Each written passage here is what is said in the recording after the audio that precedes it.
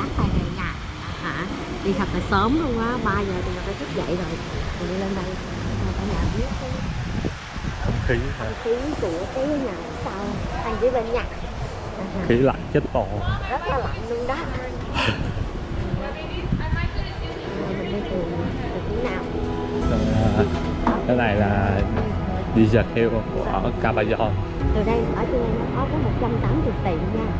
Tiệm rất là nổi tiếng như The Bird nè, Post nè, Gucci nè, Cote nè, Tom nè, sorry, Hostile nè, Polo nè.